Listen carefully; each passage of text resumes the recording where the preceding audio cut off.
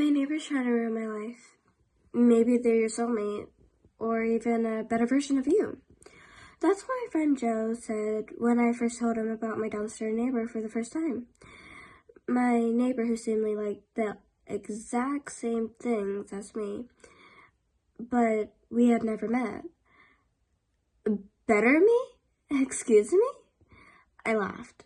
He didn't elaborate, only grinned as a response, and then suggested we knock on their door. I met Joe through some other friends a year ago. After we realized that we lived on the same street, we started hanging out more often.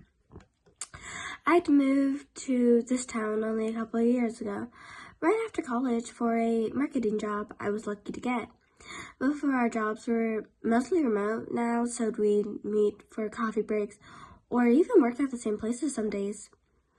This made him a witness to all the madness I was going through, which I was truly grateful for because I'm quite sure that any outside person would have thought I was going insane. Hell, for a while I thought I was going insane. It all started with music. I lived on the 5th floor of an apartment building. The way that the building was designed, there were 2 apartments on each floor, and from the outside, each floor looked pretty much the same except for the shoes in front of the door or individual welcome mats, stuff like that. They didn't have an elevator, so I'd cross all the apartments on my way up and down. I started noticing the apartment right underneath mine when the tenant happened to listen to the same song as I did when I was listening to before I made my way outside. I even ran back upstairs to my apartment because I thought I left my speaker on, but I hadn't. It was coming from the place downstairs. Funny coincidence. Not anymore. The following day, though, it happened again. This time, it was not a particular well-known artist, but, Zaram exists.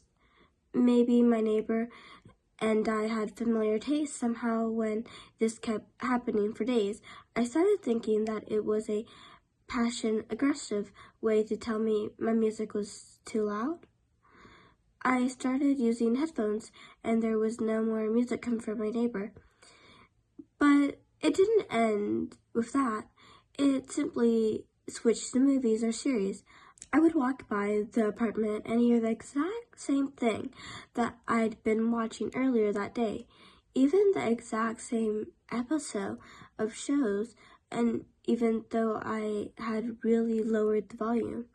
About a week after it all started, Joe and I were working at my place, and when I told him about the music and the shows, he suggested we knock on the door to see the person who was there.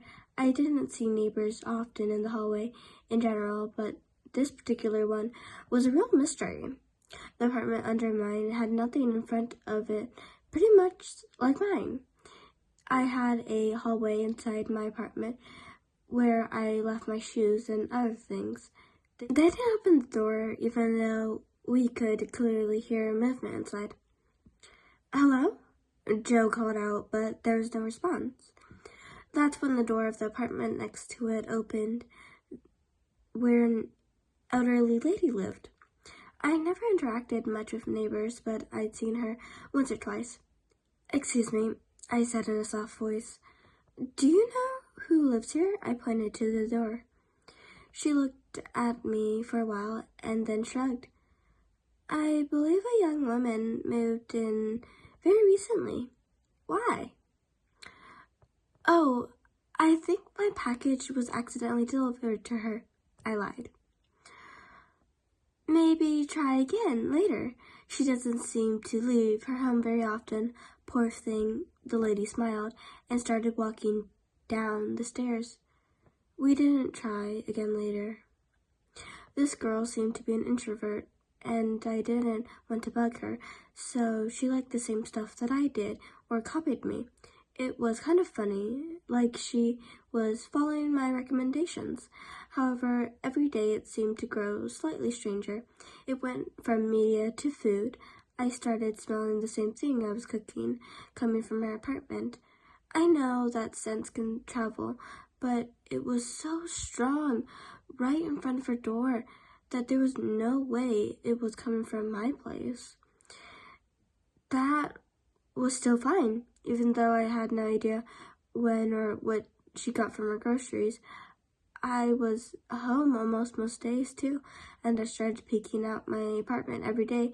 I heard a door shut close.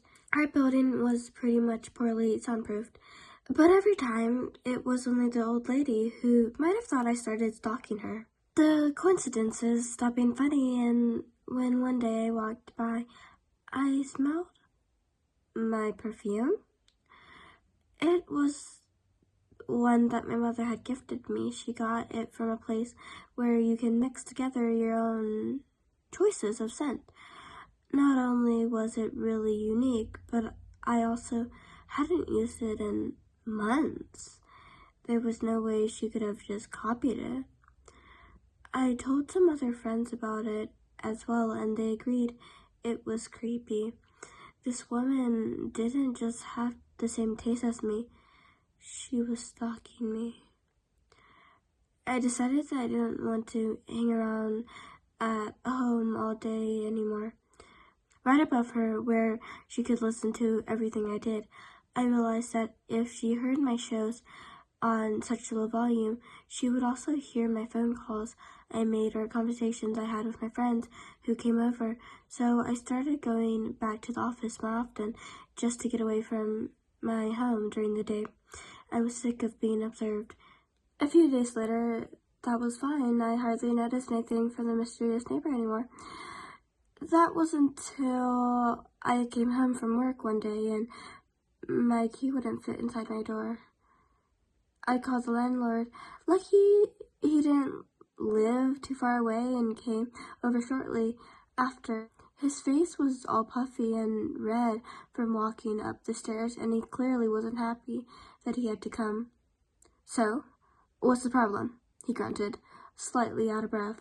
Even the old lady mastered the stairs better than he did.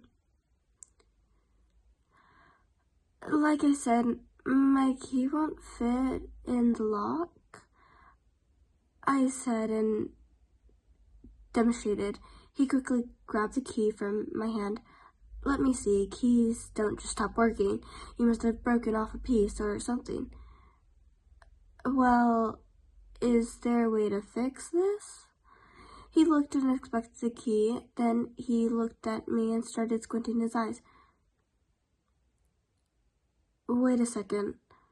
Are you sure you're on this floor?" I laughed. "Yes, I'm pretty sure I live here." He rolled his eyes and started walking off with my key in hand down the stairs. I followed him, but stopped on the last step when I saw that he just opened the door to the apartment one floor below mine. That's impossible," I whispered. "Look, love, I know that these floors all look similar, but you should be able to count, yes?" I didn't respond, but still froze on that step. "Next time, check where you are before you call. Got it?" He shook his head and started walking away, leaving my key inside the door. He was already a floor down when I heard him whisper, "Fucking hate New Brentons." I was sure I had walked to the right floor, but I was tired. Maybe I kept walking without thinking. Embarrassed, I finally started moving and went inside the apartment. However, when I turned on the lights, I knew I hadn't made a mistake. This is not my home. But somebody tried to make it look like it was. When you stepped inside my real apartment, you would get a small hallway. All I have in it was chairs and little closets for shoes and coats. This place had that too, but the closet and chairs were made out of cardboard. I felt like I was going through a out-of-body experience. I couldn't stop myself. I stepped farther inside into what would have been the bedroom. Just like in the hallway, everything there was copied of my furniture, made out of cardboard. In my real apartment, I used to have a bunch of pictures on the wall of my friends and family members. Here I have the exact same copies drawn by hand, all leaving out the faces of people. My stomach started turning, obviously. I stumbled back into the hallway, out through the door and towards the stairs, and when I suddenly heard something from the upper floor. My floor. It sounded like a jingle, something that I hadn't heard before. My heart started racing.